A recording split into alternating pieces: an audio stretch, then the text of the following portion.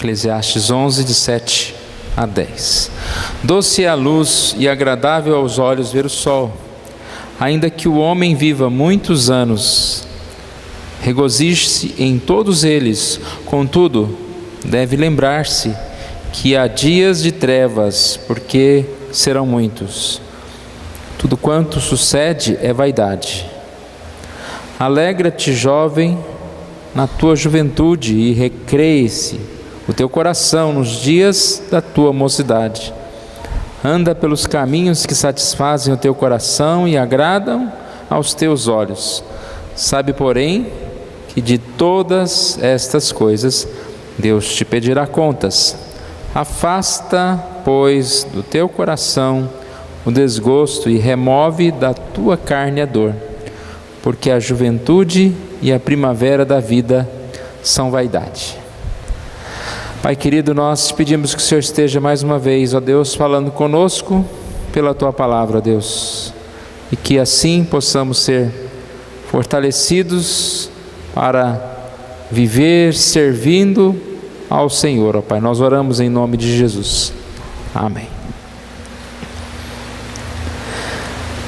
Nós falamos um pouquinho ontem a respeito dessa passagem, sobre o tema riscos são necessários. E a ideia de riscos aqui não são riscos inconsequentes, mas a ideia de termos coragem para tomar decisões, para andar por novos caminhos, para seguir em frente, sabendo que nós nunca teremos uma certeza total de alguma coisa, se vai dar certo, se vai dar errado. Então nós precisamos agir. A passagem diz: lança o teu pão sobre as águas. A ideia de que os comerciantes tinham que entregar as suas mercadorias, um navio que ia por uma água, e esse navio poderia se perder, poderia afundar, mas também poderia chegar ao seu destino final, fazer a venda necessária e trazer o dinheiro para sustentar aqueles que estavam no comércio. Portanto, a vida não pode ser vivida com medo. Eu não vou fazer isso, vai que dá errado, eu não vou realizar nada diferente, o que eu já faço está bom. Nesse princípio nós falamos que a ideia é diversificar também os riscos, não cometer riscos no sentido de aplicar tudo em uma só coisa, né? Aplicar todo o nosso esforço e todo o nosso trabalho, mas fazer variadas coisas, como um homem que trabalha numa plantação, ele semeia de manhã, semeia de tarde, ele semeia um tipo de semente, outro tipo de semente, uma não dá, a outra dá, ou as duas dão. De certa forma, nós temos a certeza de que só quem semeia que vai colher. Se você não semear, você não vai colher. E quem semeia não colhe no mesmo momento, ele tem que esperar. Precisamos aprender a esperar o tempo certo de todas as coisas. E na sequência aqui, eu quero falar a respeito do investir na eternidade. E eu disse que investir na eternidade é um risco.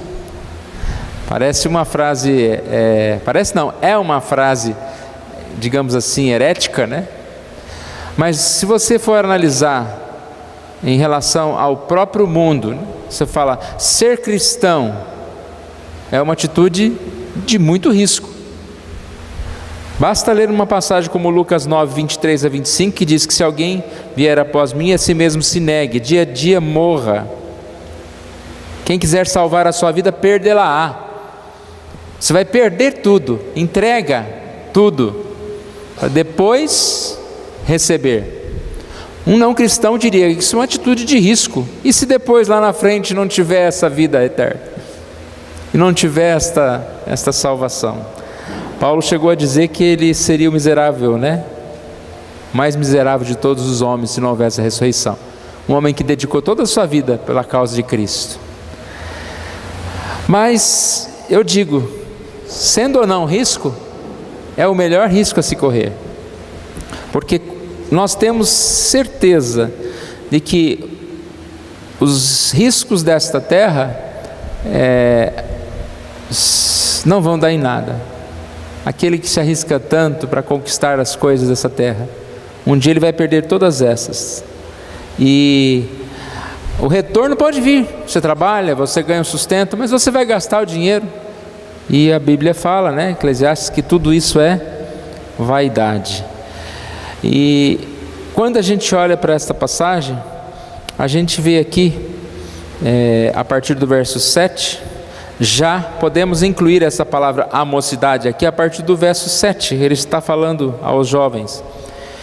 Ele fala a respeito da vida, dos muitos anos e da necessidade de alegrar-se na vida, mas lembrando que dias de trevas existem, lembrando que esta alegria não pode ser uma alegria distante de Deus. Deus pedirá conta de todas estas coisas.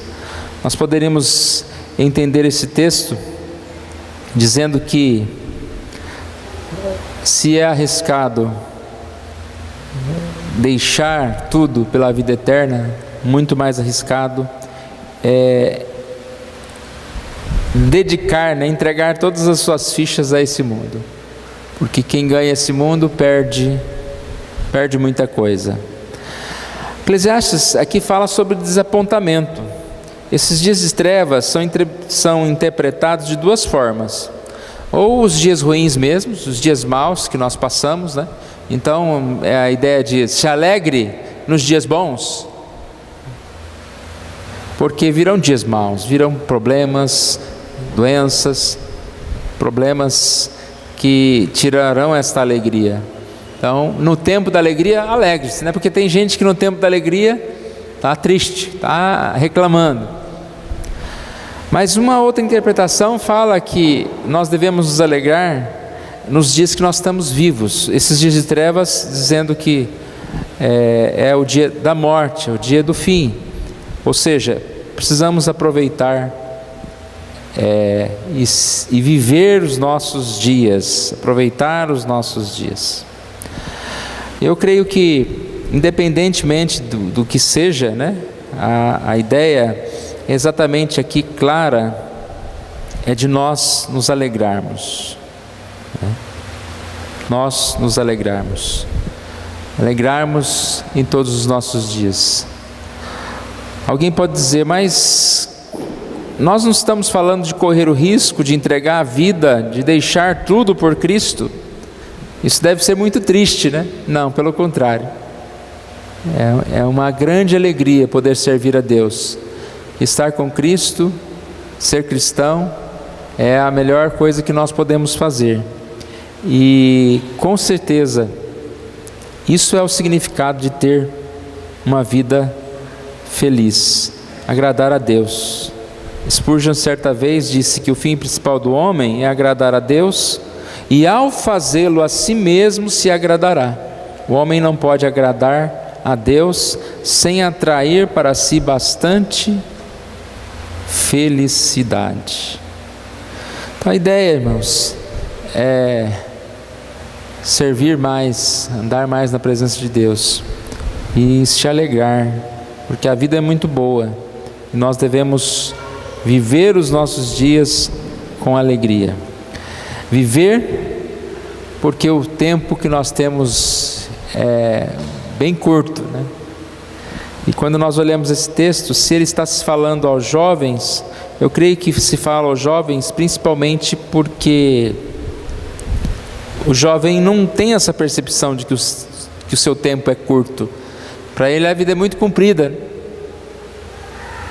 E quanto mais nós vivemos, nós podemos ter essa experiência. Nossa, já passou mais um ano. Como passa rápido. A vida é curta. E nós precisamos então desfrutar dessas coisas. Quantas conquistas!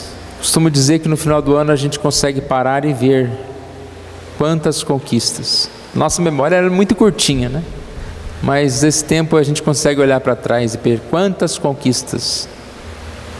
Uma das coisas é conquistar, mas mais importante do que conquistar é desfrutar o que nós conquistamos, é nos alegrarmos no que nós conquistamos, porque muitas vezes a gente alcança a primeira e logo esquece, e já está infeliz, né?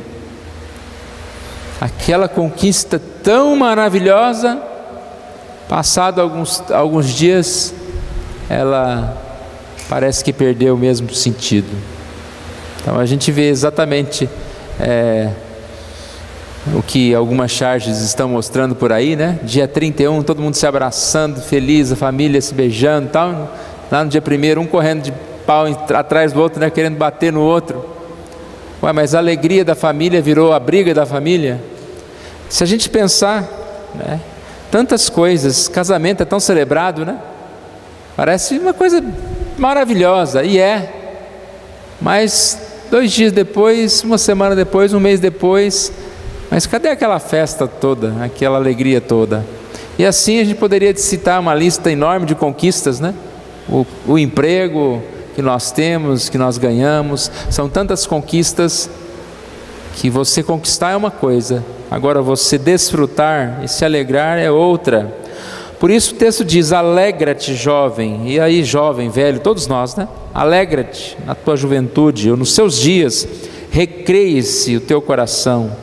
Ou seja, aproveite, seja feliz, viva bem. O tempo passa rapidamente. As oportunidades de 2018 estão se acabando, né? Os últimos minutos.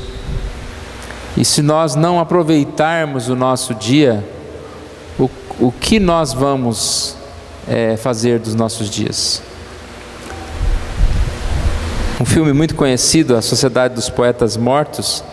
Nele, Robin Williams é um professor, e uma parte do filme, no primeiro dia de aula, ele leva os alunos por um corredor cheio de fotos de alguns que passaram por aquela escola, e algumas daquelas fotos já eram muito antigas, né? De 50, 75 anos já se passaram. E ele diz o seguinte: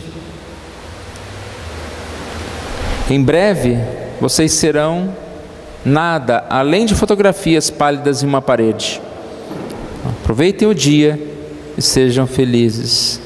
Aquelas fotos ali eram alunos que passaram pela escola e depois foram professores ou seja o que for, né? Mas ali já não estavam mais.